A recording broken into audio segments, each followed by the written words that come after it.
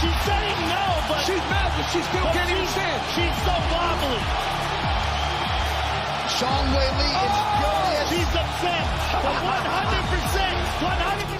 100%. Oh, how fitting is our intro song this weekend. UFC Edmonton, how's it going, everyone? Welcome to a brand new edition of Axe Cake Picks, episode 149. Goodbye, October. Hello, November. It feels like all August, if I'm being honest, up here in the Northeast. 70 shining. Welcome in, everyone. Joe, how's it hanging? We're about 4 or 5 days away from a really big election. How we doing? Yeah, doing good, man. I think the weather's throughout the globe right now. You know, it's setting the table for a lot of events taking place this weekend, you know, man. And some I'm focusing in on, actually. The grappling tournaments that are taking place this weekend have my full attention. Of course, you know, I'm going to be dual screening watching, you know, the fisticuffs. But, man, just to see some prime jiu-jitsu is going to be epic. Like Polaris 30 takes place in London tomorrow. And in Fury Pro Grappling 11, they're in their 11th event. My jiu-jitsu instructor, Ethan Daly, is a 2-1 favorite on the card. You got to know where my money's going on that one. But it's just an honor to see a black belt get the recognition he deserves because he's on a card with names like Dennis Buzukja, Herbert Burns, Pat Sabatino. I mean, you name it, some of the best jiu-jitsu practitioners are going to be there. So it's good to see that he's a favorite and he's getting some shine. Correct me if I'm wrong. Isn't MVP on the card? I'm not certain about that. Michael Venom Page? Yes, Michael Venom Page is grappling. Not Montel Vontavious Porter now. Legend. No. Yeah, and Michael Venom Page is grappling for the Carlos Condit. He's the legend, Carlos Condit. He's grappling. Fury Pro Grappling, or is that another? No, what was the other one you just mentioned? Polaris 30. Polaris. He's doing that. No wonder it's taking place overseas. Yes, a lot going over in England. Right? Yeah. So I listened to an interview, and I'm glad it went this way to start because grappling is amazing, and I've been watching a lot of Cade Rotolo. You obviously you know him; he's a legend. His brother is really good too. They're getting into mixed martial arts now. He's 1-0. He's actually has a fight coming. He fights for one, giving them the platform. Exactly. Yes, exactly. So he fights for one. He has a fight next week as well. He was supposed to fight Mike. Down yes, exactly. In Atlanta, but now they're fighting over in. Damn, I think they're actually might be back in Thailand. It's in Bangkok. Yeah, dude, for their next pay-per-view. So very interesting. I've been going down the YouTube rabbit of these brothers winning ADC at the youngest at 19. He just won the Craig Invitational a few months back, the $1 million, well, before tax. But I mean, these guys are legend, kid. Do you think they have a legitimate chance and a career in maybe the UFC, but in mixed martial arts? Yeah, absolutely. Because that jiu-jitsu is just sublime, man. It's hard to teach the skills or the dexterity that they two possess. I mean, there's a lot of guys out there. I mean, Galvao is one of the younger black belts we've ever had and hit the tournaments that he's won. And Musa Mechi's up there. And, you know, not to just pat our guys in the back, but I mean, you know, we have a crazy crew as well, guys that are, you know, coming up through the ranks right now. So yeah, I think it's possible to have them translate well, but don't just go hunting for leg locks. We've seen it fail with like Ryan Hall. He got iced. Gary Tonin in one. He competed in one, fought Tong Lee, went for the leg lock, got iced. So, you know, it's a very dangerous game because that's 50% of the body that you can attack. But then again, it leaves you exposed when you're in bad position. So, yeah, I think that their game is that smart, that evolved, and they're that IQ smart that they won't go for that they'll incorporate what works effectively into mixed martial art fights with bare knuckles, with 4-ounce gloves. I mean, you name it, I'm sure. We've seen it in the past. They've competed in, I'm pretty sure, like what is it, jiu-jitsu? Like combat jiu-jitsu, where they're able to throw open palm strikes, kind of like the old Pancrase days. They were able to open hand strike to the head and close fist to the body and leg kicks and what have you. So I'm sure to see them start throwing. I'm pretty sure they got frustrated one match and they were throwing punches at each other, open hand strikes. They didn't like that. But I mean, that just shows that they're in it to win it, and they have the grind and they have the grit to get it done. And I think that goes to show for a lot of jiu-jitsu players. It's just about getting that notoriety. And as I mentioned, it's good to see them finally get that. Yeah, it's amazing. I love jiu-jitsu. There's the gi, there's the no gi. I think MVP and Carlos Condit are in the no gi fight, and I would suggest K Rotolo was giving him what he goes. If I could give you one tidbit follow the wrists. Wherever the wrists are going is probably where the fighter is going to go. So I'm learning, diving deep into it. But yeah, I'm glad we talked about this at the top of the show. Got a great show for everyone. We'll recap UFC 308. Man, was it a beauty down in Abu Dhabi. We're back up. We're going to go to UFC Edmonton this week, headlined by, in my opinion, I think it's a flyweight eliminator. Amira Bazi and Brandon Moreno. We got a girl, Erin Blanchfield, against Thug Rose. Could we have Rose argued Namajunas a flipped main event? Couldn't the co-main be just as good for a main event as the opposite? 100%. Honestly, this was supposed to be the headliner, in my opinion. But they put the flyweights. No worries about that. So we got that. We also Crown Jewel. We got a little WWE as well, and then Joey will end us in Newcastle upon Time with BKFC going down tomorrow afternoon. But we have to start the show with Ilia Topuria. I mean, do I take this down because I bet him? But I mean, let's be honest, Joe. I had it 1-1 going into the third round. I thought Max was actually fighting really well. The volume was there, but I saw it coming. I saw it coming, and he was like a snake in the grass. And I never thought we saw two things. We saw Robert Whittaker get submission that we never saw before, and we saw Max Holloway get knocked out, unfortunately. But he's a superstar. He might be the biggest fighter on the roster. I mean, damn, it might be right. Like all the cameras following everything that he said he was going to do, he's went out and done it.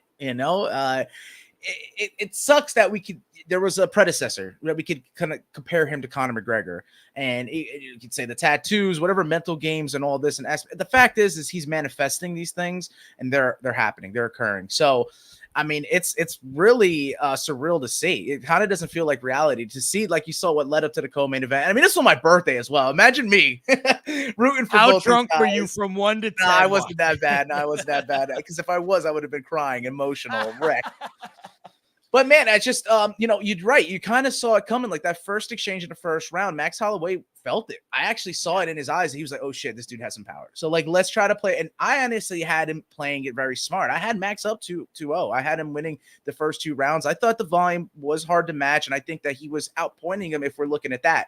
But we do measure this game with damage and who's got that aspect of it. Ilia Topuria had the damage, and it just so happened that he had the power when he connected flush to the chin. That left hook, man, he sets it up so well. It's something that we really haven't seen in quite a while.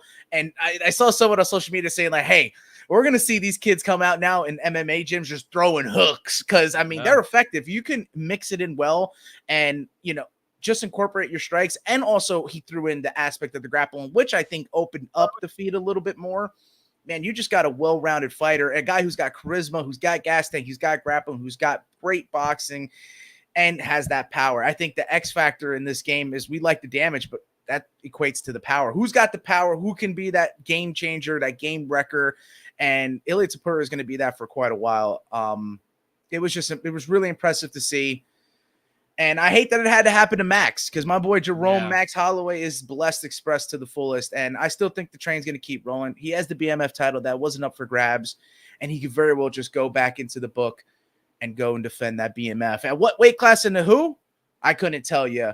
But I'm sure Max is going to get back up in his horse. And I'm sure it's going to be a lot harder to put him away this next time out you see Max Holloway. I could guarantee that. I don't think that people are going to have the power in the weight class of 145. Maybe you'll see a little bit more in 155 if he goes there. And definitely haven't seen it at 170.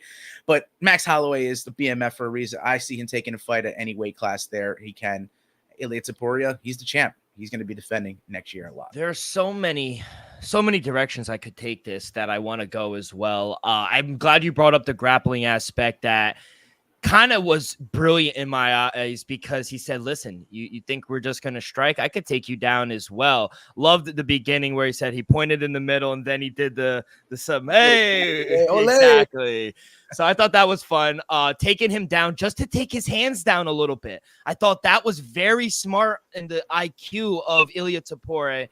And yeah, whether you had it 2-0 Max, which I saw a lot of people have, or you had it 1-1 going into the third, regardless, that left hook came from hell. And Yeah, it was tough, man. It was tough to see because there's no one more beloved, I think, on the roster than Max Holloway. I don't think he's done. He said it himself. He'll be back better than ever. This game is crazy because you could have a viral moment where you see behind me, and then the next one, you could be the moment getting being viral as well, which is what happened. So, and that's why you got to love it. That's why I love it so much, is because, I mean, we know it. I hate to pat ourselves in the back as Mets fans. We're the second best team in the league. And we are. Nothing to pat it on. But the fact is that the losses kind of make you who you are. You know what I mean? Yeah. You learn a lot more from that. It really develops your character.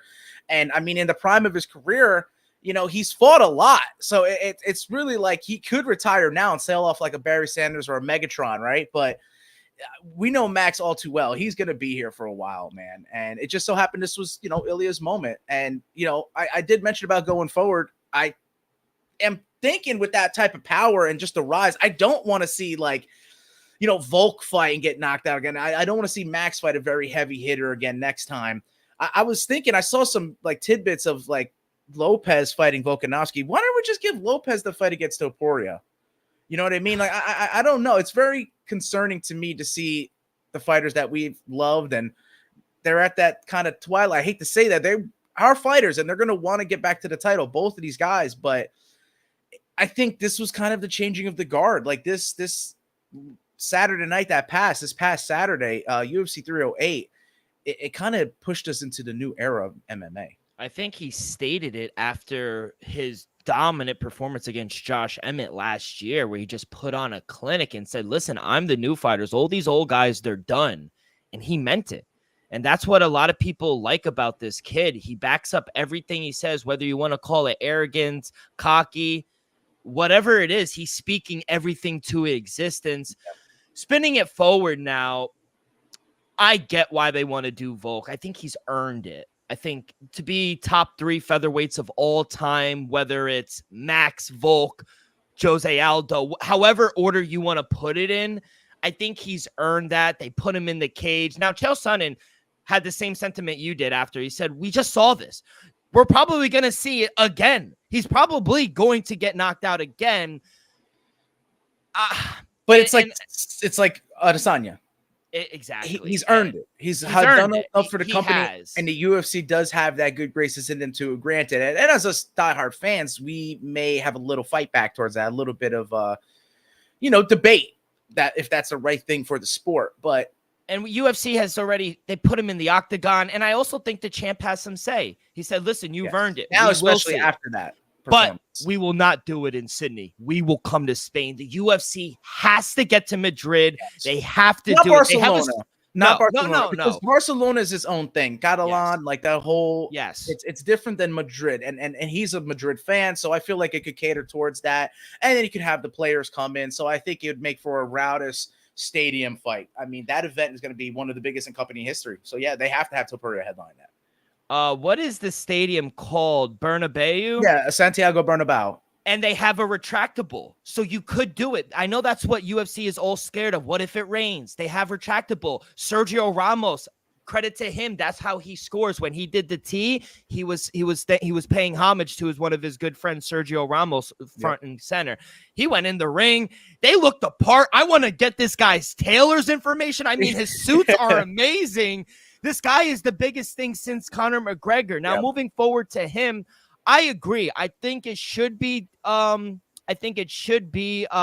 Lopez. But Diego Lopez came out. He was on the Ariel Helwani show. He said he wants to get back there early. It doesn't look like Topuria wants to come back anytime soon. So why don't Alexander fight Diego Lopez in Sydney? Don't know how much truth it is. There are reports or rumors out there that is the fight.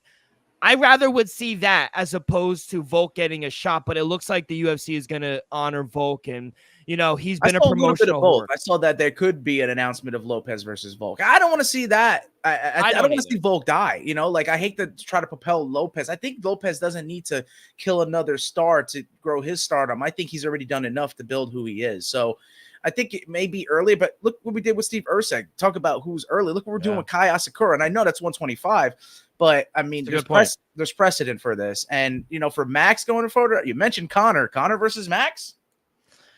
Yeah, so let's talk about Max because he does have the BMF belt, and I think he's done at featherweight. Well, we said that last time, and then I look at didn't him. want to see him at 45, but I get the chance to be the champion again. Yeah. You know what I mean? At a class that's been his own. And at 155, if now being possessed at 155 would be better than what we saw when he first had a minute replacement to fight Dustin. He got pieced up, and that wasn't a good look. But Justin Gaethje, Max Holloway, that's one week. So there are 3 fights that I want to see. Well, obviously, Armin is going to get the fight early next year. Charles Oliveira has a fight against Michael Chandler in a few weeks, actually.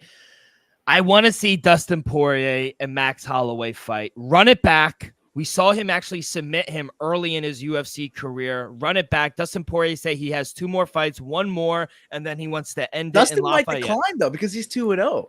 He did the submission early in their careers, and then he beat him. And though it was a controversial decision on Max's part, He did tweet, though, after the fight, I want Ilya or I want Max. So wait, there's a pathway. Dustin dropping to 145? No, he's gonna stay at 155. And how Ilya's not gonna go up to fight him? He's the champ. No, yeah, of course, but of course Dustin's gonna put it out there. And those are good call outs, though. Yeah, of course. And I think, or Justin Gaethje, I would love to see that fight, Max or Gaethje, run that back. Or my third one, which people have fought me on it on Twitter, but I think it would be the biggest fight in UFC history. It would be Conor McGregor versus Ilya Topuria, but it'd have to be at 170. It can't be at 155. And that's not going to happen. Yeah, that's why I threw out Conor versus Max. That's more likely because I think Conor, negligence on Michael Chandler. I think somewhat he's trying to get to a title, and maybe what title doesn't matter. Maybe if he goes for the BMF title, that's a fight they can make. Yeah. They could go a lot of different ways, but they did belong to Ilya Topuria. El Matador, he's the real deal, man. He's a superstar, and they have to find a way. We talk about with Zhang Weili getting to China. They have to get to Spain. Yeah, they it's cannot what's best drop for the ball. business Yes. and the sport.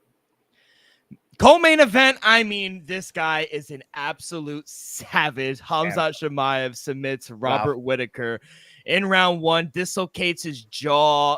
The teeth move back. Apparently, some doctors on Twitter came out and said it's not that big of a surgery since he has a metal plate underneath his chin already. They're just going to move some pieces around. Shouldn't be that big of a surgery. So he's already had a pre-existing injury. Yes, exactly. So it's not that bad. It looked bad, but man, I wouldn't put it past the UFC giving Khamzat the title shot. I love Sean Strickland, and I know they promised him. But, man, this guy's a future champ, Joe. Bro, that's what I'm like. I think Strickland lost his chance. I think it's Khamzat's turn. As much as, Sean has a case to argue for the belt, I mean, he could wait. He could weigh in as a backup. He could fight the winner of that fight. But I think, I faded Khamzat because I saw a little human in him. It's like he finally came down to earth, and it was like, you know what? I finally see a human side of Khamzat. And, maybe Robert just coming in too hot. You know what I mean? Just the wins, just supposed to fight him before, coming in more motivating, seeing him not rusted, not affect Khamzat. All the challenges with his family and with his personal and with his health have not affected him. Yeah. I mean, everything has been thrown his way. The visas, I mean, you name it. Khamzat has gone through it now, and he goes out and does that to Bobby Knuckles. The man deserves a title shot. I mean, let's do it. I think it means more for the company. I think UFC will go that way. I do think that they rode it well with Strickland when he was, the champ at the time. It was a big upset. It was massive for the company to get that. But now you turn the page. You look at Khamzat and his chance to be champion and what it'll do for the Eastern Hemisphere of the world. I think it's going to grow the fandom. I think he is a massive star worldwide. And I think he can present problems for DDP as well. We already seen what happened with Strickland and DDP. It'd probably be another fight like that. Maybe more one-sided either way, but similar decision type fight. With Khamzat, we don't know what to expect. We could see DDP finish him late, or we could see Khamzat just absolutely ragdoll Dricus du Plessis, who he's done that to pretty much everyone. So I just think it makes for a very intriguing matchup. And I agree. I think Khamzat should be the next fight for Dricus du Plessis. I'm saying maybe sometime in March or April, and I'm thinking, honestly, DDP might need to make the trip. Even though he's the champ and he's the A side, I think that they may cater to Khamzat with the visa issues and with everything, and it might be in Abu Dhabi or Saudi Arabia. Yeah, great point. They are going back to Saudi Arabia and Abu Dhabi sometime early or the middle of next year. So I agree. I think you go out and do that in the first round to a future Hall of Famer. You deserve it. It's case in point. I like Sean Strickland. It's nothing against him, but he could weigh in as the backup fighter, go make a little cash and wait your turn. You will still be next, but you have to wait now. Not immediately next, exactly. Immediately next, because this is the bigger fight, Joe. You said it. This is the bigger fight. My one issue is the visa. How do you have a champion like Khamzat Chimaev who can't fight in the U.S.? In the States? That's not good. That hurts a lot because you want to get him in Vegas. You want to get him in like MSG. You know what I mean? Yeah. You want to get him somewhere over in the States where, he's already a big star here, but it just grows even more. You get more pay-per-view, I think. You probably get a lot more fan interaction with him being live and in person in the States. So they need to figure that out. I don't see how the UFC with all the pull, as you would say, legitimately just helping him out the right way. Nothing shady, nothing like behind the scenes, but just handling it the right way, seeing that we can get him to, clear up all whatever skeletons maybe in the closet. Because I heard there may be some concerns with I don't want to really get into it, but there's some concerns why he's not getting the visa and why he's not eligible with maybe some of the connections he's had in his past. So if we can clear all that up, if we can clear all of that up and he can be proven as what he's saying is a family man, taking care of his kids, making sure that they're healthy and making sure his family's fed, then I don't see that why we can't take care of him and give him a visa so he can fight around the world. Maybe we'll see the change in a few days, because if 4-5 becomes 4-7, he can clear that up really quick for him. We saw him clear it up for Darren Till. When Darren Till had the visa issue coming into the States, he made a phone call and he said, we're all good. Yep. Just saying, just putting it out there. We don't talk politics, but in a few days, if that does happen, I think it will. Then it could be all resolved. And I also like the balls of DDP saying, I'm going to take your O. Stepping up to the challenge, because you don't hear a lot of guys call out Khamzat Chimaev and say, listen, he's the champ and he's doing so. And he's the champion doing that. And I think the champ, like I just said with Ilia Topuria, he has some say on who he wants to fight next. And let's be honest, we just saw that fight. It was a sparring match. Let's mix it up. Let's mix it up. Yeah. Let's fucking mix it up. Shout out Khamzat Chimaev, man. The guy's a fucking beast. And crazy. I think he deserves, and shout out him. He got the performance of the night as well. So did Ilia Topuria. Next for and maybe sooner than later, but Magomed Ankalaev, he is next for 100%. For and Poatan. Dana confirmed that for Poatan. Yeah, for Poatan.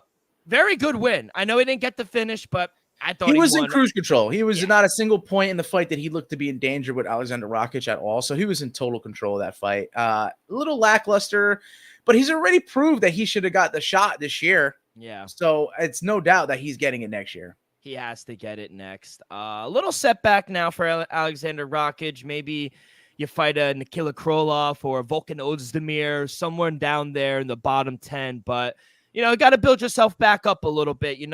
When you start versing the top 5, these are the elite guys. Magomed, Yuri Prohaska, even a guy like Jamal Hill, Khalil Roundtree. Say what you want, but he just put on a fucking hell of a performance. They fought. I think that's a good one. Khalil Roundtree versus Alexander Rakic. So we'll see, but shout out Magomed Ankalaev. He does get the next shot. Hey, kid. And if they do replace it, UFC 310, my ticket is alive.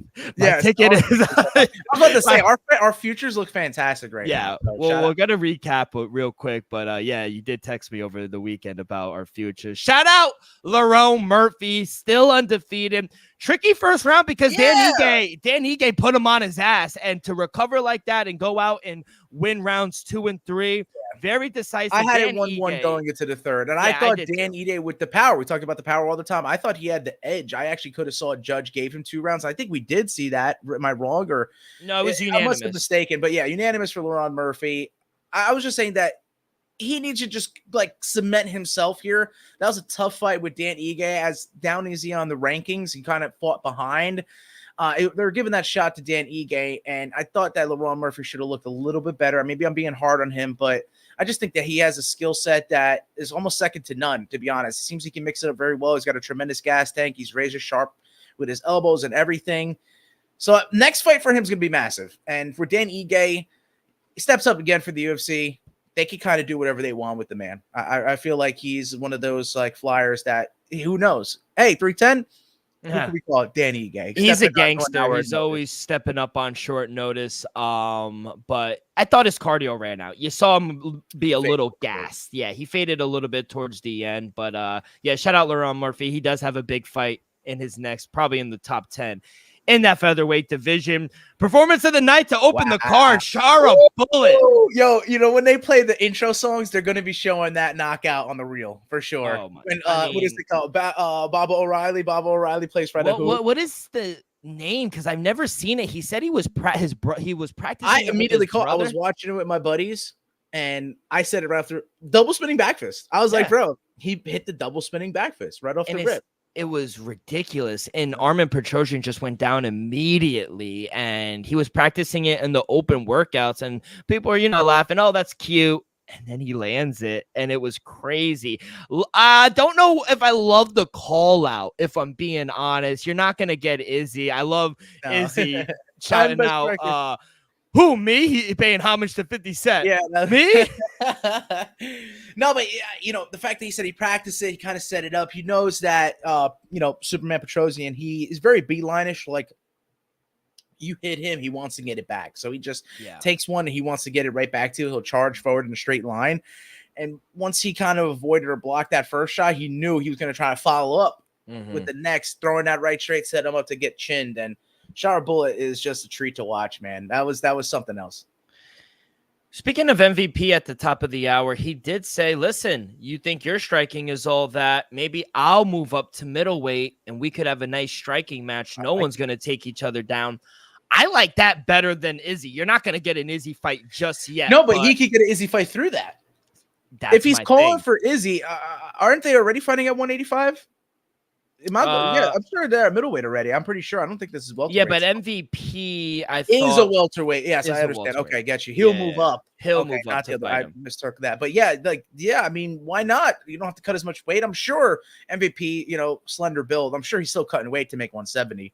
So it'll probably be nice. You can get a nice stand-up fight, not have to worry about takedowns. Maybe I'm a little biased, but I don't think you want to go to a striking match with MVP. No, but he's like, bro, he comes right. He's doing a grappling this weekend. And he's like, Yeah. look, I'll grapple a little bit, and then I don't have to cut weight or worry about takedowns on my next fight. Perfect. And that's a good point because his grappling match is at 185. It's at middleweight, so he's not cutting as much weight. So yeah, good point. I think that would be a better fight as opposed I to like that. Izzy. But that could set up him, Shara Bullet, the Pirate, getting a chance to fight Izzy. Yeah, if he wants. and he got performance of the night, obviously, off of that. Shout out Jeff Neal as well. Sad to see RDA My go birthday down. brother, bro. That He sucks. did tear his ACL. It was a heartbreaking weekend for the most part, but you got to take it in stride. Like Yeah. I said, this was just a wake-up call that, hey, we very well may be in the new era of mixed martial arts. Don't know how to pronounce his name, but Matus Rembecki. Yeah, said it perfect. Who did he fight? Tech Orobly? What a fight. I Yeah. mean, holy shit. Shout out those Dog. boys. Getting the bonus. That was fight of the That night. that brought the crowd into it, and I'm pretty Yeah. sure it kind of hyped up the next of those three fights because, like you called out Jeff Yeah. Neal, Ebel Aslan also had a knockout, so Yeah. 3 consecutive finishes right then and there. Shout out Kenny Njoku as well. Sad to see Chris Barnett. That was winded up another getting injury, hurt. man. The 2 freak injuries that occurred there, Yeah. but you did shout out Rebecca and Orobly. The Magomedov, Abus and Bruno Ferreira. Good submission. That was a good fight, and then to get that finish in the third, I did not see that coming. No, I didn't see that as well.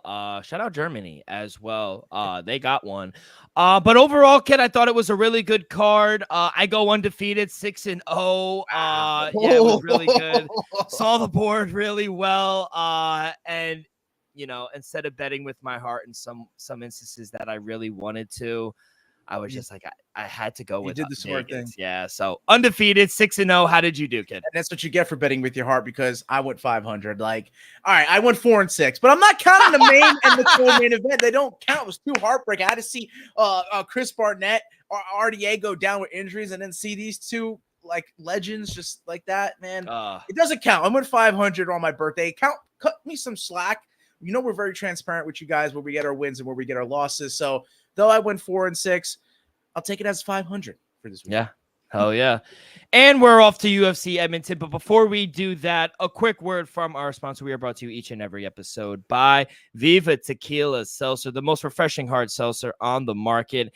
Hands down, there's no wonder why Viva was voted #1 hard seltzer in the world by San Francisco World Spirit Competition.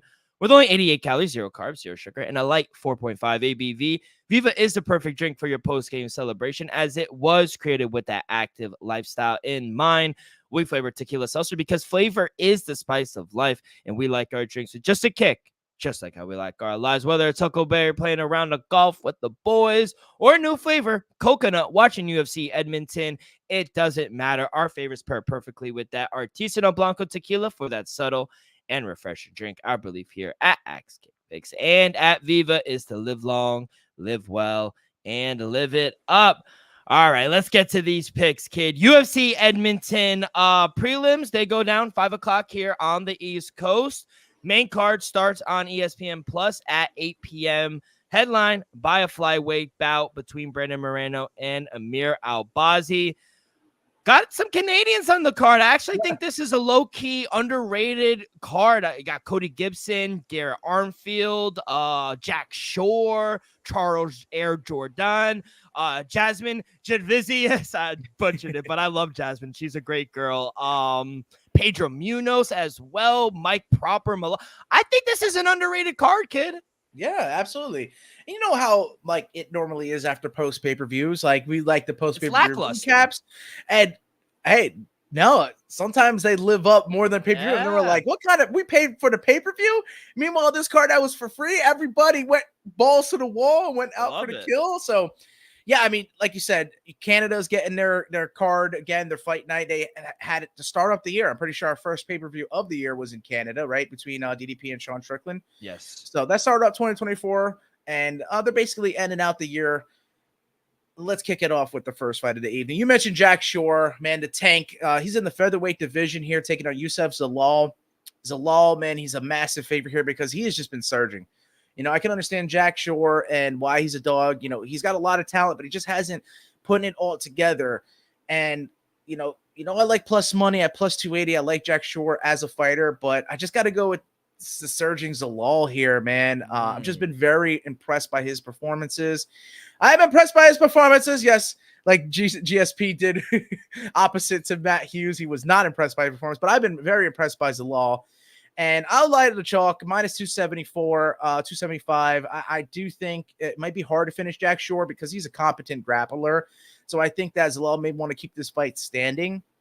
But Jack Shore's unwillingness to do so, he could wind up taking him down. So, you know, I like plus money early, and it's kind of going against what I've normally done, but I just can't go against the Moroccan Devil. So I got to take him straight up. Maybe we'll incorporate him in a parlay. I haven't built one. So minus 275, very little chalky. We'll probably get it together for you. Real quick, Joe, got an underrated heavyweight fight before that. Rogerio Nascimento taking on Alexander Romanov. Any lean or any? It's kind of a pick 'em right now.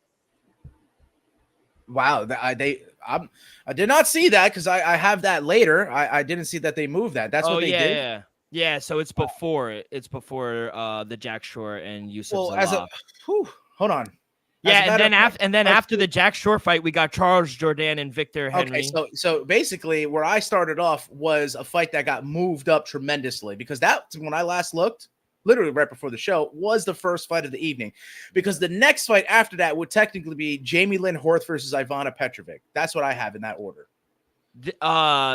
They're starting the night off. That's the first fight. That's the first fight now. So I mentioned the first fight, which I thought was going to be, but you know, we'll clear that out. Let's go into the flyweight for the women. Jamie Lynn Horth as minus 215 against Ivana Petrovic at plus 200. Jamie Lynn Horth, you know, I don't think many people actually like her for some strange reason, but she was very competitive in her last outing. Ivana Petrovic has not fought that much competition, in my honest opinion. 7-1 records coming in as an unknown. It gives me a lot of question marks, and I just think Jamie Lynn Horth's going to be a bigger fighter here. If she takes her down, I don't think that Petrovic's going to be able to get up. So I'll be laying another chalky fighter here. Jamie Lynn Horth at home, minus 215. Give me it. Maybe we're just going to start building some parlays if I got a lot of favorites for you guys. So we'll go there. To the next fight. And correct me if I'm wrong, bantamweight division fight. Chad Allengayer, Yep. plus 175 is taking on Cody Gibson at minus 185. And, you know, I can understand why Cody Gibson is a favorite here, but man, it's 20-10 record, 30 fights. You're winning, you know, at a 750% clip, 70%. Man, I like Allengayer at home. I just think that he's going to be motivated by the crowd. I think he's going to want to get them into it. I got to go with some plus money early here, and I think he's the one to do it. You know, my pages are crashing right now. I'm trying to get in. I normally could look at a little bit more in depth of why I'll be going with Allengayer, but Cody Gibson probably will like to keep the fight standing a little bit, and Allengayer probably going to have a little bit more power. I just think he could catch him. You know, I wouldn't want to have to play a specific prop for this, but I think at plus 175, it's playable, getting you some value early, as I always like to do. So went with two favorites to start, but here we are back again with the dogs barking with Chad Allengayer. So now let's go to the next fight in the bantamweight division here. Again, Serhi City, minus 130 is taking on Garrett Armfield at plus 125. So the guys you mentioned are here. I do like Garrett Armfield a lot, but the thing is a couple times that I've picked him, he's burnt me. I'll be honest with you. Pretty sure I picked him his last out against Brady Hiestand, and then I was picking Brady Hiestand before. So crazy. I just have not got him right. You know, he's a really good fighter, you know, Garrett Armfield is, but, you know, the loss to Mateo Vogel just shows me maybe he struggles with getting up to a certain level of competition. A loss against Honey Lawrence, you know, it's against David Onama. Hey man, if Serhi City wants to take the next step and prove that the split decision loss to Ramon Tavares was kind of a fluke because he knocked him out in the Dana White Contender Series the first time out, I could see Serhi City getting this win against Armfield and righting the wrong. And minus 130, that's very valuable, very playable. I'll take the guy at home. I got 3 Canadians back to back to start the card. I hope all the Canadians win, honestly. They may have an undefeated record, you know. Let's see what happens here. The fight you mentioned, a heavyweight fight, Alexander Romanov taking on Rodrigo Nascimento is up. I have it out of pick'em. I have both fighters out of pick'em when I saw it. Alexander Romanov likes grappling. We've seen him struggle at times on the feet, and when someone like, you know, Jail Time gets a hold of him, he seems to struggle with very competent grapplers. I think Rodrigo Nascimento is a well-rounded fighter. I think he just ran into Derek Lewis's last time out. But if you look past that, he was really like on a surge, and he really hasn't lost to, you know, the Chris Daukaus fight is kind of worrisome, but I think Chris Daukaus was kind of possessed. He came out there guns a-blazing, and I think caught Nascimento by surprise. So, I mean, those are two guys that like to throw hand, Derek Lewis and Daukaus. I don't think Romanov is that type of guy. I think he's going to want to grapple, and I think being one-sided will limit his ways to victory. Give me Nascimento. To the pick him up, Rodrigo Nascimento in the heavyweight division. I think he can slightly edge out Romanov, especially if it doesn't hit the net. Love it. So, next fight is an interesting one. I think, you know, being this early on the preliminary card could sneak a fight of the night. I'll be completely honest with you. Charles Air Jourdain, you know this man to bring it every single time. We've seen him multiple times. He's come to New Jersey. We've seen him. He's minus 135, and I think this is very tricky in a spot to be in because he hasn't looked the best in this part of his life, being in the prime of his career. I don't know what's going on with it. I don't know if it's mental or if it's physical, but dude, don't sleep on Victor Henry. La Mangosta, bro, he's going to have Josh Barnett in his corner at plus 115. I like the value on the dog here. I like to take plus 115 with Victor Henry, La Mangosta. He travels well. He's going to travel to Canada, and this is going to be the one Canadian fighter that I'll fade, and I hate to do so because I think a lot of people are expecting him to get a win over him because they don't know Victor Henry that well. Victor Henry is a really good fighter.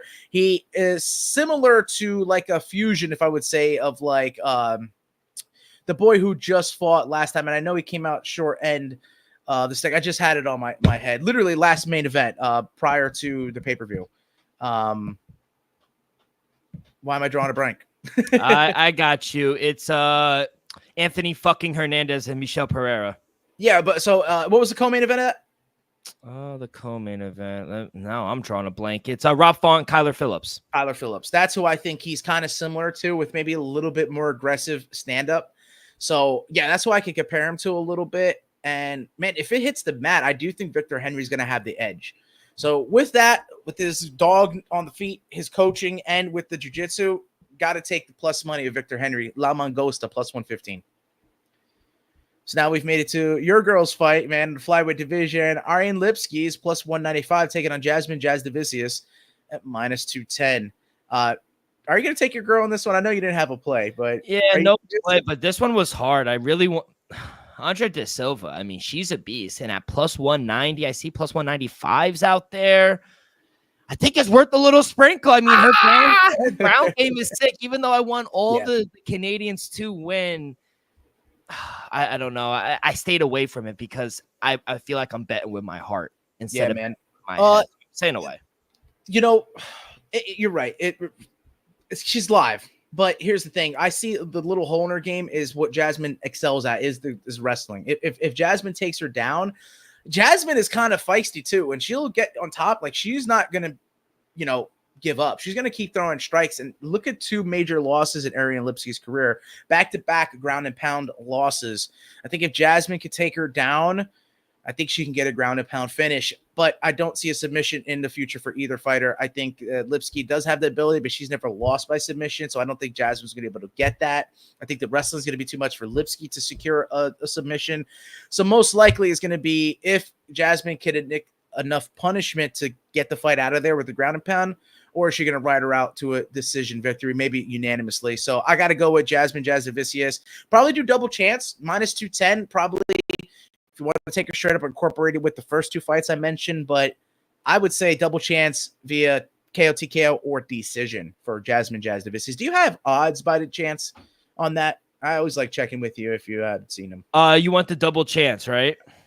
Decision or TKO, KO, TKO. All right, just give me a second so I could find it. And of course, it's not on the prelims. It might not be up yet. Yeah, it's not on. No free shots. So then it's not on FanDuel. I would look out for that. Yeah, but I would incorporate her as a minus $2 favorite to go with the first 2 fights. So we'll get a little parlay cooking. Yeah, I can't find it. It's all good. Bantamweight fight is in the next one, and I'm pretty sure this is the main event of the prelim. Am I wrong? It's Ayman Zahabi. Yep, taking on Pedro Munoz, legend of the sport. He's a dog. Pedro Munoz is at plus 130 against Zahabi. Firas Zahabi's little brother, Ayman Zahabi, minus 125, favorite at home. I'm going to take Zahabi here. I just seen downfall in Pedro's game, man. And I know he's a tough cookie and he's hard to get out of there, but I just don't think he's going to have many options into getting a victory in this spot. Zahabi is very talented, very much in the moment of his career where he needs to do something because he's not really in the prime. He's a little older, but it's a do or die kind of attitude for Zahabi. And I'm sure with the training he's getting in TriStar, he's going to be able to have a great game plan against Pedro Munoz. So I got to take Ayman Zahabi here. He's minus 125. You can take that straight up. Look for a decision victory just because Pedro Munoz is so tough to get out of here. I don't know, man. Being as gifted as he is with the type of coaching he is, I think you just lay him straight up minus 125 because he could get a submission, even though it'll be hard for Pedro Munoz, and he could get, a knockout, but I don't know how to play with Pedro Munoz as his opponent. Just take Ayman Zahabi minus 125. Yeah, fight to go to distance minus 300. But if you want to take Zahabi to win by decision, plus 110. Plus 110, yeah. So you can tell they definitely respect the skills and durability of Pedro Munoz in that one. Main card. And we're here. Starts it off proper in the welterweight division with Mike Malott. He's minus 265, taking on Trevin Giles, who's no slouch here at plus 270. D-Rock, again, has started here. What's your sir? Mike Malott. I think he's a very good fighter. He just lost to a battle-tested Neil Magny, who obviously is going to headline the biggest card of the year next week, UFC 100. And he was winning 14 minutes of the fight, and he just gassed out. I think he is. You brought up GSP. I think Mike Malott is Canada's only hope for a Canadian superstar or champion, as they say. I think he's a really good fighter. I really do. These two have already fought in a grappling match, so he's put his hands on him. Mike Malott, he didn't get the submission win, but he did get the unanimous decision win. I think if his cardio is good, his striking is better. It's been better. He has to be a little patient in there, but, he hasn't fought in 8 or 9 months after that Neil Magny fight. I think that's going to benefit him. He worked on some things. I think we're going to see a very focused Mike Malott in his home country. Shout out the Rogers Place. People say it's an amazing arena out there in Edmonton. I want to see that barn's gonna be rowdy. Yes, sir. I think we're gonna see a focused Mike Malott. I like him big here. He is a big favorite. Minus 265. I see the best odds. Minus 300 in some incidents. I like the over 1.5 rounds at minus 138 as well. I think that is a very good play. But I'm going to take Mike Malott to win inside the distance. I think he knocks out Trevor Giles, if I'm being honest. But he could get the submission win. I think he tried to be a little cute against Neil Magny. You don't want to get Neil Magny off Neil Magny now. That's right. Mike Malott will get the finish, whether it's submission, whether it's TKO. Inside the distance, minus 125. Yeah, I have him straight up, but I'm with you. I got to go with Mike Malott. I do think that it's most likely that he'll hit the KO TKO. But look at Trevin Giles, bro. Trevin Giles has gone through the gauntlet of the who's who in the middleweight division. He's got some good wins, though. Like in the early part of his career, he beat Brendan Allen, right? Middleweight division. A light heavyweight, he beat Ike Villanueva. He was no joke, if you remember Ike by chance. Good stand-up guy. Great boxer. He beat Ryan Superman Spann. This is Trevin Giles now. Fought Zach Commons and lost. Vault GM3 and lost. Fights the James Krause. Beats him. Roman Dolidze. DDP. Surging. Undefeated Michael Morales. Mike Malott, he fought in grappling. He fought in Fury Pro Grappling 6 and lost. So there's already precedent for Mike Malott to be the better grappler here. And now that they're able to throw hands, I do think that Mike Mallett's connect on the chin. Fights Preston Parsons, we know to be a great grappler. Gets guillotine choked by Gabriel Bonfim, and then gets knocked out by Carlos Prates. Trevin Giles has had no easy road, so you can't doubt this dude's grit and determination to get this win here. But I just think it's too much. 500 posted record for the UFC. Hasn't put it together. Fought very tough competition. Has cut him short a bunch of times. Yeah, this is Mike Mallett's setup fight by the UFC. If he doesn't get it done here, they might cut him. I know you said it's his last chance to be a star. They might have lost that when he lost to Neil Magny, to be completely honest with you. So this is do or die for him to stay in the company. If he doesn't win here, you're out. Real quick. Is it Malott or Malott? I think you're right. I think it's Malott. Okay. And then second, matchmakers have not done Trevor Giles any favors. Carlos Pratt is headlining against Neil Magny again in the biggest card in UFC history. Yeah. So that is another thing. So yeah, matchmakers haven't done Trevor Giles any favors at all. Not whatsoever. Yeah, great point. Absolutely. So yeah, we're on the same side there. What's the worst that can happen for Canada? Let's go into the middleweight division. Canada's own is back. Marc-Andre Barrel, power bars, minus 185 against Dustin Stoltzfus at plus 170. Look, Stoltzfus, I don't know how he's gotten wins in the UFC. I just don't like what I've seen from the guy. Every time he goes out, he worries me, and I'm scared for his health.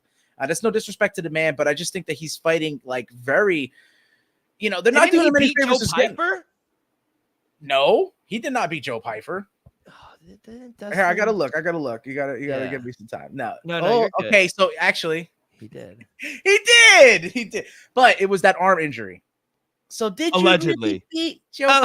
His arm bent crazy. But no, man. I mean, I think the Puna Haley Soriano fight was one of the biggest wins of his career. He got that rear naked choke in, but it's just like he's very worrisome, man. I get worried, and Barrel could just drain him out and just put the punishment on him late. So I do think that Stoltzfus early is probably a chance. Like, it could be live, but I just do think the fight will get away with him as Barrel picks up speed, gets later on the fight, more ways to win, better grappling. I like Marc-Andre Barrel to get it done. I'll lay the minus 185. So let's move on to another fight here. It's a light heavyweight fight. Looking at these guys, I'm pretty sure they look like heavyweights, but they're fighting at light heavyweight. But I digress. Kyle Machado's minus 140, taking on Brendan Ribeiro at plus 135. And Brendan Ribeiro has a little more losses in his career. Reason, I guess, why he's a dog here. And Kyle Machado, I think he's fought some really good competition. I know Mick Park and Adontel Mays back-to-back losses doesn't do him any well, but Brendan also has 2 back-to-back losses. So both guys need to win. I like the skill set from Machado a little bit more. I do feel like he'll be able to maybe incorporate some of the jiu-jitsu here and maybe find a submission. But Rivera, I think maybe have a little bit more hands to begin the fight. So if this clash of styles starts us off, I think it's Machado looking for a takedown and Ribeiro trying to have it stand up. I guess I got to go with my grappler here. I'm going to take Kyle Machado with a little more chance of victory at -140. I'll lay it, and I'll go with Kyle Machado. So let's go to the featured bout of UFC Edmonton. It's in the heavyweight division. Derek the Black Beast Lewis is +140, taking down Jonathan Deniz at -150. D-Rock, I don't think you have a play on this, man. No. Surprised that you don't. Just because I haven't gotten Derek Lewis's fights right. He is coming off a 2-fight win streak. I just don't know. It's a coin flip. It's a coin flip, and him at dog money is calling my name, if I'm being honest. I just don't know. I really don't. I was torn. This was another fight. This and the Jasmine fight, I was really torn on. I really wanted to give you guys some 5 picks, but I only have 3. But yeah, I was leaning Black Beast. If you want a dog price, +142, +150s I see out there, I would lean the Black Beast. Yeah, he's absolutely live, bro. Derek Lewis, anytime he's in all a fight, it takes is one punch with him. One punch. He's so live, it's not even funny. Every time he goes out there, it's what it is. But we go to flip. Gonna go with Jonathan Deniz. Glory kickboxing. Yeah, he's got a kickboxing background. He's no stranger to the striking. I think that's where Derek Lewis can shine, is with someone who's inexperienced on the feet, will set themselves up for danger. Is somewhere where Derek Lewis can just go in there and knock you out. But Deniz, being as educated on the feet as he is, I don't think that's lightly. I think he'll play it smart, stay away from the power, may even incorporate some takedowns, seeing that other fighters have done well with Derek Lewis in the past doing that.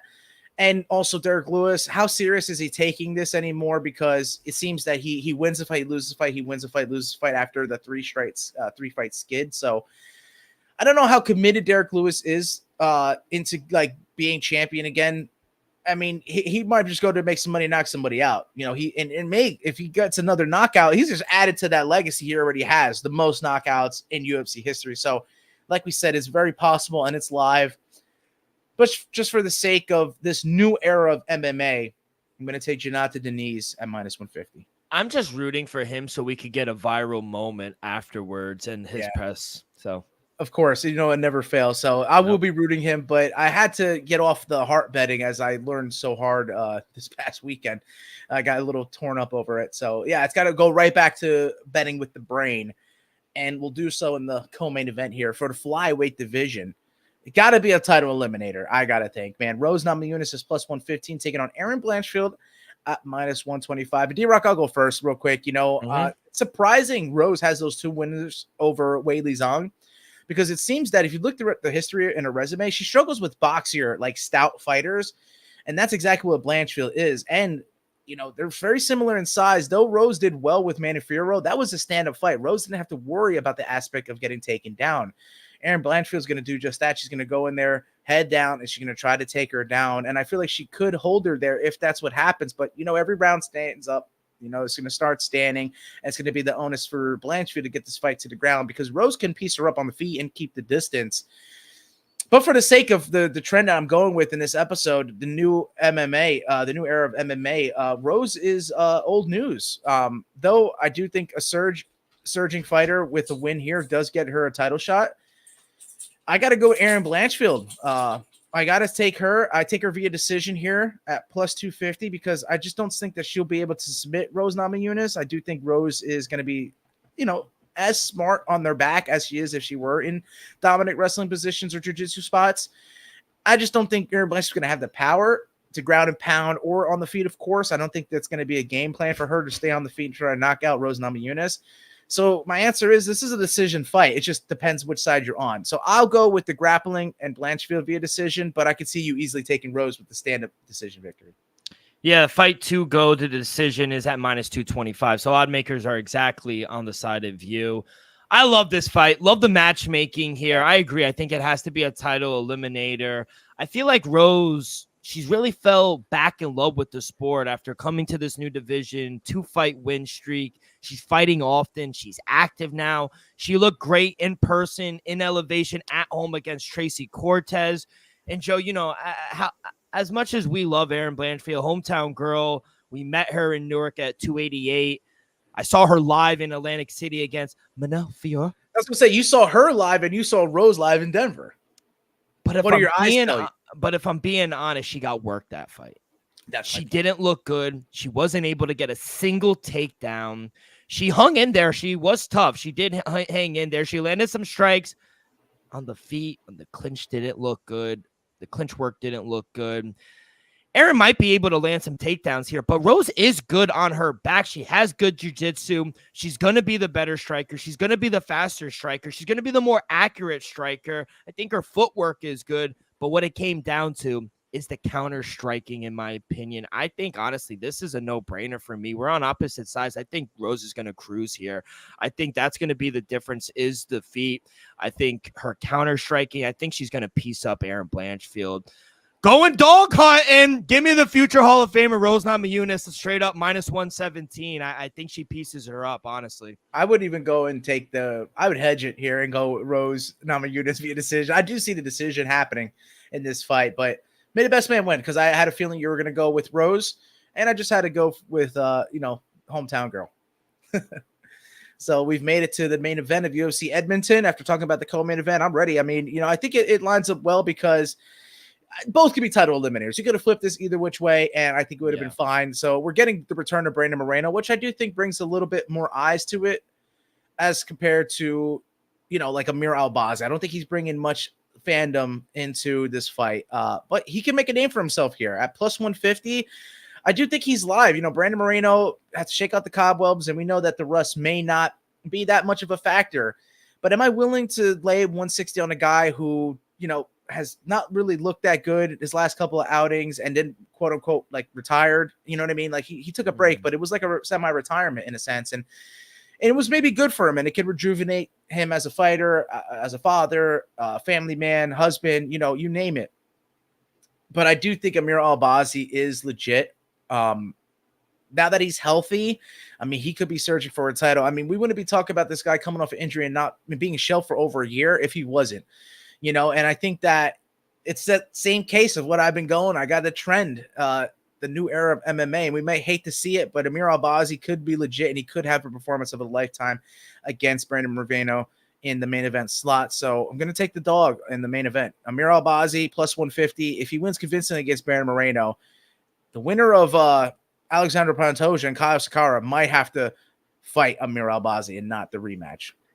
Yeah, I would agree. I think this is a title eliminator at flyweight. Both guys haven't fought in a while. I do question Brandon Moreno talking about, semi-retiring, taking some time off. Maybe got the bag for this fight. I always question these things going into it. Like, are you fighting for the right reasons? It's scary. Both of these guys, and to be honest, I thought Amir Albazi lost his last fight to Kai Kara-France. I rewatched it. I don't know how you score that card for Amir Albazi. Where's the mental for both of these fighters? If I'm being honest, where's it for Brandon Moreno? Where's it for Amir Albazi? Talking about semi-retiring in his last fight. I thought this was a tough fight to pick. Should be some good scrambling, though, I think, on the ground. But I think Amir Albazi has the speed advantage.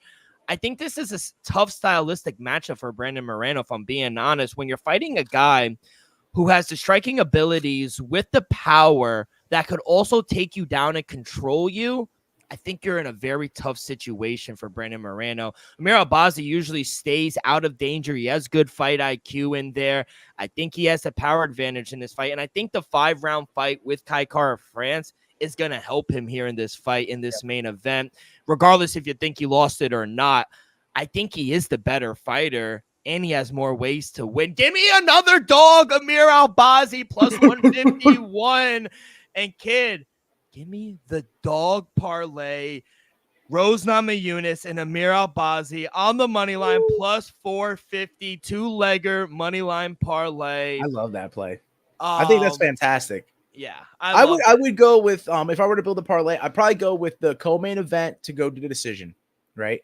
Because that was like that was playable, -210 incorporated in a parlay. That's fair to me. You know what? Let's go for it. I probably put Mike Malott straight up, Mike Malott, straight up in that. That's great because that's going to be my lock, and we could go to our lock and dog segment. My lock is Mike Malott. I love him inside the distance. I do think he gets the finish at home. He took enough time off. He figured some things out. He's already beat this guy. He's gotten his hands on him in a grappling. Now he gets to put his fists in him. I think he's going to put him away. That is my lock. My dog, give me the future Hall of Famer and Rose Namajunas. I love Erin Blanchfield. I think she's a great girl. I think sky's the limit. I'm going to double down. My lock and dog is going to be Amira Bazi. Oh, doubling down on Amira Bazi. I love it. Doubling down on Amira Bazi. And I'll make the parlay. It's probably going to be decision in the co-main event. I'll take Mike Malott, your lock, in a straight up. And then I'm probably not going to incorporate the women because, chalky women tend to lose. And that's why I like taking dogs in those fights. So let's do the first fight tonight. It'll either bust right away or we'll be live to start. Yusuf Zalal. Yeah, I like what he's been doing, man. So I don't see why we wouldn't put him, Mike Malott, and the decision fight all together. Minus 275, minus 265, and you said minus 210 for the decision. So wonder what odds that'll give you. You'll fetch it up, and you will do it for us. Joe, good luck. Let's have a better weekend. I got a good feeling about this card. I really do. Yeah, surprised that no Canadians are in the main event and co-main event. Here's the parlay for you. The Martis favorite parlay plus 175. Okay. Hey, we're in plus territory. That's all we need. That's right. I went a little crazy. I went to dog parlay, but I like it. I like love it too. It's one of my locks, and Rose is completely live because every fight, like you said, every round starts standing. So, Joe, good luck this weekend. Is going to be a hell of a fight card, and we are just 1 week away from the biggest fight card in UFC history. UFC Vegas 100. Woo! New Vegas. Let's do it. Let's go across the world. Let's go to Saudi Arabia for Crown Jewel Premier Live event. I love this. We got some great fights as well. Yeah. Obviously, the return of Roman Reigns and the Usos. Been on fire, bro. WWE's been on fire. They're always on fire. Taking on the Bloodline. That is the main event. We got the men's crown jewel, Gunther versus Cody Rhodes. That is a barn burner. You got the women's crown jewel, Liv Morgan versus Nia Jax. Shout out Liv Morgan, another hometown girl. She did re-sign with the UFC. She did re-sign with the WWE, a 5-year contract. So she will be in the promotion for the next foreseeable future. I love this fight. Kevin Owens taking on Randy Orton. That is going to be a good one. Bronson Reed taking on Seth Rollins. We got the United States champion on the line. LA Knight. Yeah. Take three-way fight with Carmelo Hayes and Andrade. That is a barn burner. And then we start it, which we could go right into it. The WWE Women's Tag Team Champion, Bianca Belair and Jade Cargill versus Damage Control versus Metaphor versus Chelsea Green and Piper Niven. I'll let you lead it off with the women's tag team. What do you got? I think we're going to get a surprise with the, Lash Legend and Jakara Jackson, right? What is their nickname again? Into Win? No, what'd you say? Metaphor. Metaphor, yeah. No, but I think they're going to surprise a lot of us. I think they're going to come out and throw some moves up there. And, you can get it mixed up with Kairi Sane and Io Sky. They're going to make it entertaining. And, of course, you're going to have the game wrecker with Piper Niven in there. Not much going to come from Chelsea Green, but that just goes into their dynamic between the two. So, obviously, Jade Cargill and Bianca Belair are going to be my pick. I don't think you take the belt off of them. We can't keep having this belt exchange going on. We're going to relinquish the meaning of the belts. We got to have some dominant champions for a while and get a storyline that you could maybe build through this with some of the competitors to get to the championship, maybe say Survivor Series in the month of November that we're in. So, something like that where it's more significant. That's where we can have a title change when those tag teams have kind of built themselves up. I think it's too soon right now. Give me and still Jade Cargill and Bianca Belair. Yeah, I agree. I think a lot going on in this fight or this match. But ultimately what it comes down to is what makes the most sense. Obviously, Jade Cargill, Bianca Belair, they're still relatively fresh. Second run as the champion. It just feels like Cargill and Belair will continue to hold the title. Like you said, you can't take the title off of them here in this matchup. So, yeah, I'm going to go and still Bianca Belair and Jade Cargill. Let's go to United States champion. I think this is a really good. It's a triple threat match. Yes. LA Knight, Andrade, and Carmelo Hayes. I'll lead this one off, and I'll let you piggyback off it. I thought this could have been a main event, if SmackDown still had an inactive champion. Unfortunately for him, Cody Rhodes is still a workhorse, Yes. the U.S. champion, I think he has taken a backseat, obviously, to SmackDown in that 2-hour block. But even still, I feel like Andrade, Hayes, they're good, but LA Knight, he's still one of the roster's more favorable, popular faces, maybe baby face a little bit, but another one where it just makes the most sense. I like Andrade, I like Carmelo Hayes, but LA Knight will retain. I think someone's going to sleep. And I'm in unison. As well. Yeah, I got LA Knight. I just think once again, it's still too early for a title change. And I don't think, though WWE does cater to the crowd, I don't think that they will this time around. I do think we're going to have a lot of end stills. I think it's too early to get Andrade, who's a face, to get the belt from LA Knight. That wouldn't make much sense. And Carmelo Hayes is playing the heel perfect. I think you build his lore a little more and maybe get a rivalry, a little storyline between Andrade and Carmelo Hayes, so that whoever comes out victorious from that storyline could then face against LA Knight and once again say Survivor Series. I don't know if maybe they can get that done within the month, but I'm sure you can maybe say Andrade versus Carmelo Hayes at Survivor Series for the #1 contendership, and then have them start a year-long storyline with LA Knight and whoever comes out on top. I do think that even though Andrade, I do like his return, Carmelo Hayes is that guy. Melo don't miss. So I told you before he made it to the roster, he was going to be a big deal. He's here now, and it's already trending that way. But just for now, LA Knight will retain. All right, let's go to a singles match where I like it. It's good to see Bronson Reed in like a major feud, him going up against Seth Rollins. But I feel like something about this storyline seems like busy work, in my opinion. And to be honest, Joe, you correct me if I'm wrong, but I can't remember the last time Seth Rollins was such like a small player on Raw. It was very weird. It's kind of the ebbs and flows of professional wrestling. I think Bronson Reed will be presented as kind of that like unstoppable force, but Rollins also, he can't lose this fight. They're paying the man though. Like they're paying Seth Rollins, and I feel like he's such a team player. Like, I feel like it might be a little bit of his call. I mean, I saw an interview coming out like, hey, I've done all this. I've been a workhorse for the years for Cody Rhodes to come in and kind of take it. And he's not wrong. But I do feel like some of it is not his fault, but I feel like it's some of his creative decision making. I do feel like he's knowing the time and place of it all. And Seth Rollins is such a big deal. He could come out after all this downfall of his career and make a big name for himself and win the title again down the road. So for that, I don't know if you gave your play, and I'm sorry to jump in, but I got to go with Big Bronson Reed because of exactly it is busy work, and Seth Rollins is a name to build up Bronson Reed. That's what they're trying to do. The tsunami's back. This guy jumping off the top ropes, taking out guys like the Monster Among Men, Braun Strowman. If you're doing that, the WWE wants big things for you, and so to build him up even more, you let him get over on Seth Rollins, which I hate to see because I'm with Seth. I think that maybe he should be the one kind of challenging for a title. You know what I mean? I feel like he is a big player in the thing. He's been a workhorse for this, but it just goes to show the character that he and like Roman have to take that step back and let these new guys kind of get their stardom going. Yeah, I was actually going to take Seth Rollins, but I love your little twist on it. Hope may the best man win. Yeah. Let's go to another singles match. Randy Orton, future Hall of Famer, taking on Canada's own, another Canadian, Kevin Owens. They're not in Canada, though. No, they're not in Canada, though. But,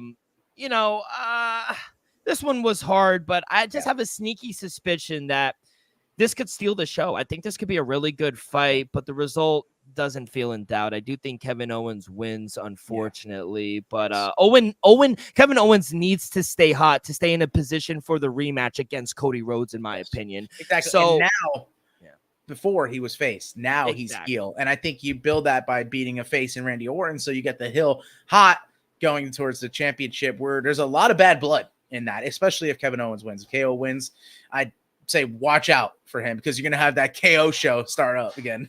Love it. Let's go to the Women's Crown Jewel Championship. Jersey's own Liv Morgan taking on Nia Jax.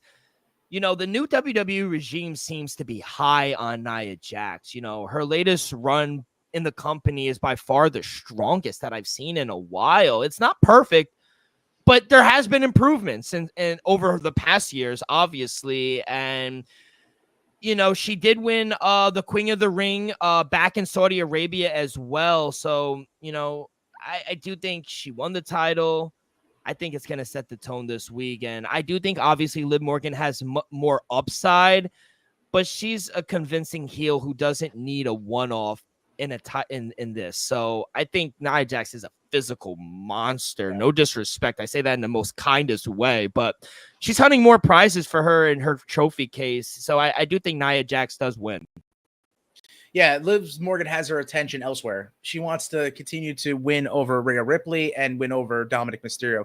Her attention is probably not focused on this match. Meanwhile, Nia Jax wants to be regarded as the dominant woman in the WWE. So I'm with you. I think Nia Jax will win this matchup of champions, prove that she is the dominant one of the two, and we'll just give and wreak havoc on the rest of the women's division. You know, I just see that happening, and probably both shows, because what more to make her a heel than to just maybe ruin people's chances at becoming a certain champion, or, you know, just now she's, you know, the top of the echelon. She's the champion and no one's coming close to competing with her. She could just kind of ruin everyone's day and just keep building that legacy of being such a heel. So yeah, Nia Jax beats Liv Morgan where her attentions are elsewhere. Let's go to the co-main event for the Men's Crown Jewel Championship. Gunther, absolute legend, taking on Cody Rhodes. You know, the problem I'm having with the two champion versus championship matches is that I feel like, it creates they're a hierarchy. yes, and I feel like it's going to end with interference or some sort of unsatisfying finish to avoid a top champion eating a loss because the Crown Jewel simply feels kind of less important. Well, they wouldn't mind for Liv Morgan, because I do feel like there's inklings behind the scenes of that. Is she a legitimate champion, right? Is Rhea the one that's been distracted because of the whole Dominic situation? So that's why you can see Liv lose easier than either champion in this fight. I just think Cody Rhodes, I think he simply has more antagonists who can stick their nose in the match and allow Gunther to steal a cheap win. Whether Kevin Owens or someone from the bloodline or someone will interfere and Cody Rhodes will lose without it having real impact on anything. So I am going to take Gunther here. I like. Whoa. Yeah. Well, I have Cody Rhodes via disqualification. So that's what I'm saying. If anybody goes in and like beats up on Cody Rhodes, it's a disqualification and he wins. All right. Is that what you said? Why is you're taking Gunther because of a disqualification that will happen to Gunther? They want Cody to lose. What you're saying, they're going to do that double crossing situation. They're going to like hit Gunther to eliminate Cody from getting the win, but then beat up Cody. But Gunther will win because of the disqualification. Yes. Okay. All right. Yeah. And I have it the opposite. That's funny. We both did not talk about this. We both have a disqualification in this match. I just have Cody coming out on top because of a disqualification, and you have it the opposite. You have that's when you know we've been watching WWE for a long time. We just know some interference is going to happen. Main event: Roman Reigns and the Usos taking on the Bloodline. Joe, this was honestly the hardest one because I could see the, I almost said UFC again. I could see the promotion going in both ways. Honestly, I'm gonna let you lead it off. What do you like? Yeah, and I agree with you wholeheartedly. You could see them going either way. Like, you have the Bloodline win this because they beat up the Usos pretty bad. Maybe that Jimmy's still not fit to really wrestle yet, and Jay's main event, Jay Uso right now. So they beat up Jimmy to kind of provoke Jay and Roman a little bit more. Or Roman, Jimmy, and Jay haven't been together since, back in the day. Now we finally have them three together. You'd be like, these guys are unstoppable. It don't matter if they have 4-on-3. It doesn't matter.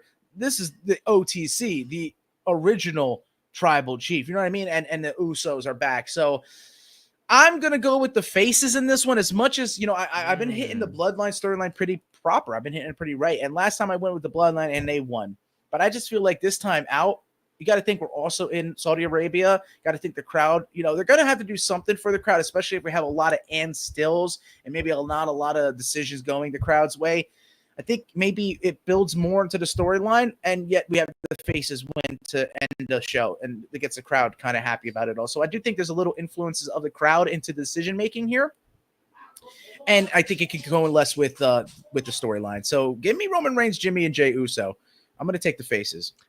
Yeah, I feel like the sensible finish here is for the Bloodline to win and keep things heating up as Survivor Series approaches. However, there is something about the Usos reunion and how heel heavy I feel like the results are going to skew, and, maybe make the WWE may want to give the fans a babyface victory in this one. Heel. I'm looking at all this. All of them are heels. Heel. You're right, bro. Yeah. And, there are ways I feel like I don't work for the company, but if you need someone, my phone line is always open for the WWE. There are ways to let the bloodline get back at Reigns, Jimmy, and Jay between Saturday and Survivor Series to keep, I guess, things moving in the right direction. I hope I'm wrong, because a bloodline win really is the most reasonable approach.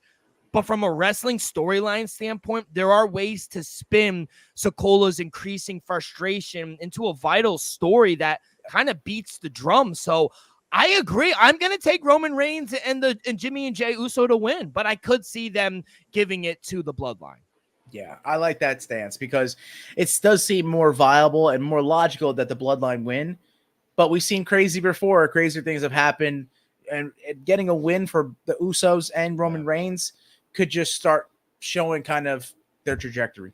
Remember, early start time because they are in Saudi Arabia. Saturday, card begins at 1 o'clock on Peacock. Nice. So we got little bare knuckle and WWE before UFC tomorrow. That's fantastic. Be a lot. College football as well. And that leads us into 10 seconds left. BKFC in Newcastle upon Time, Northeast England, noon kickoff. What do you got? Yeah, I had to go with that, man. BKFC is on a roll. I could have went with Cage Warriors 179, the catchweight fight with Stefano Paterno, minus 800 against Jorge Bueno, plus 600. Not doing that. ACA 181, light heavyweight matchup. Grigor Metovician is minus 260 against Elmar Gasanov, plus 200. I could have went with that. Fury FC 98, coalescing with the grappling tournament this weekend. For the lightweight championship, Mansour Kara's minus 500 against Devin Dixon, plus 375. You see the trend. He's way too chalky, and I don't see any of the dogs being live. If I did, I probably would make a play with any of those fights. But as Dylan said, it's BKFC 68 in Newcastle. There's a double header for the titles, co-main events, UK light heavyweight title, Matt Hodgkins plus 140 against Connor Cook at minus 160. Give me the hammer Hodgkin at plus 140. A lot of chalky, a lot of favorites this weekend. Here are the dogs for you. Dogs are barking in 10 seconds left. UK light heavyweight title and new Matt Hodgkin plus 140. And the main event, European heavyweight title, Aggie Faulkner's plus 140 against David Oscar at minus 170. Give me Anthony Aggie Faulkner at plus 140. I got both dogs being new champions for BKFC. Wow. It's on a roll, man. I'm trying to get you that value for this weekend. I love everything about it. So thank you very much. Dogs are barking. Good luck, Joe. UFC, BKFC, and WWE Crown Jewel. Good luck. God bless.